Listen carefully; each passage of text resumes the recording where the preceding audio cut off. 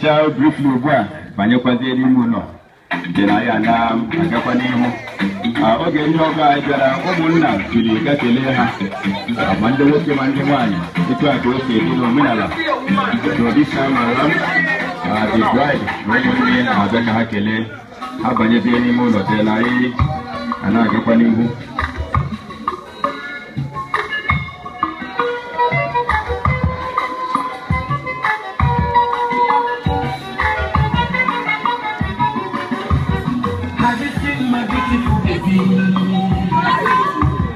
Have you seen my tomato baby?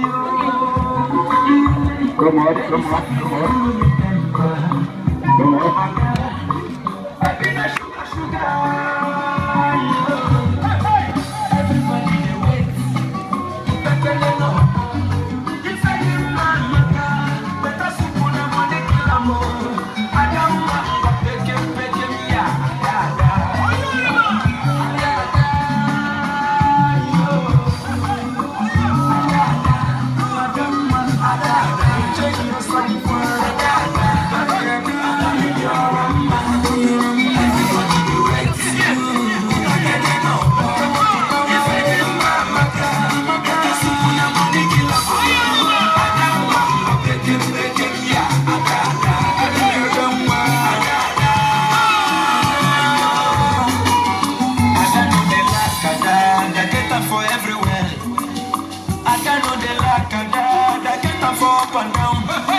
Baby, na tomato, baby, too fresh like morning wine.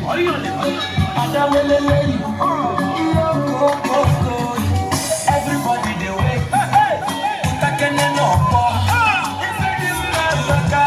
Better soup na money kill am.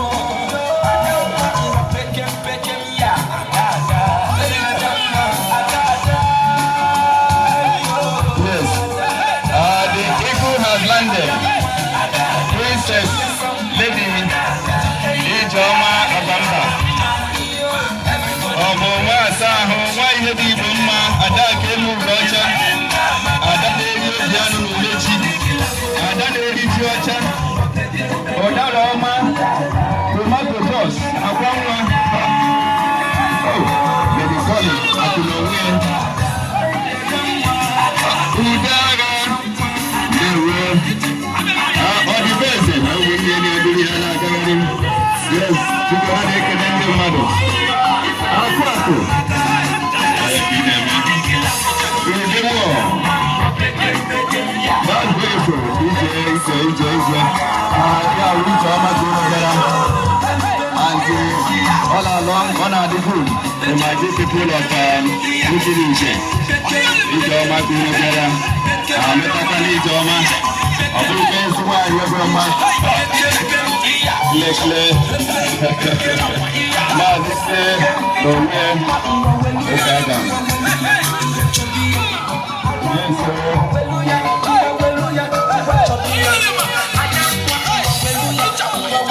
ọmụma asaa ahụ Lady Ijoma Obinna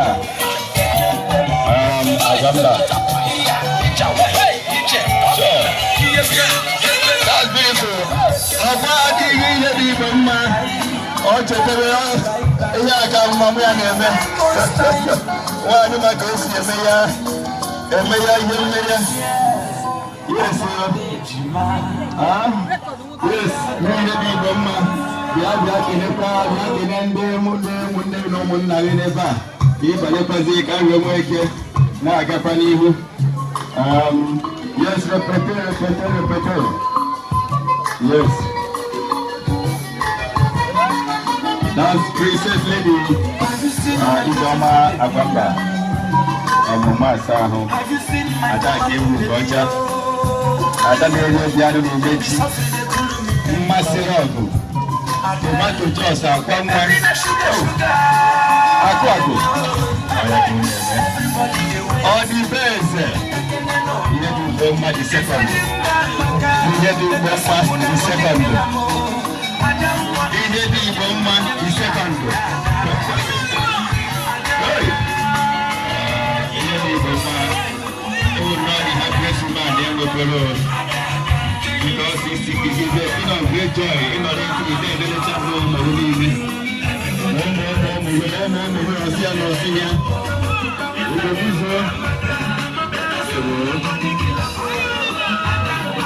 Thank you very much, Medina. Yes.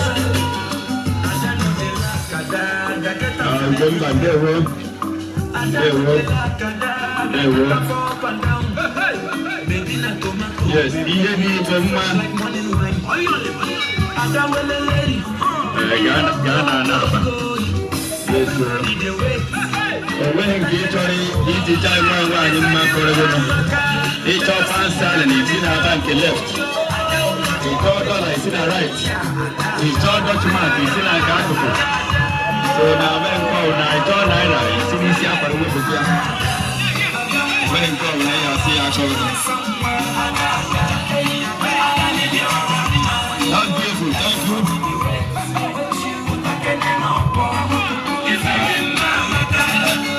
So we very hard on here.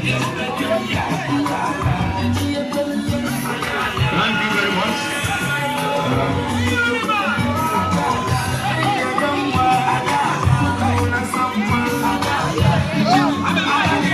Yes,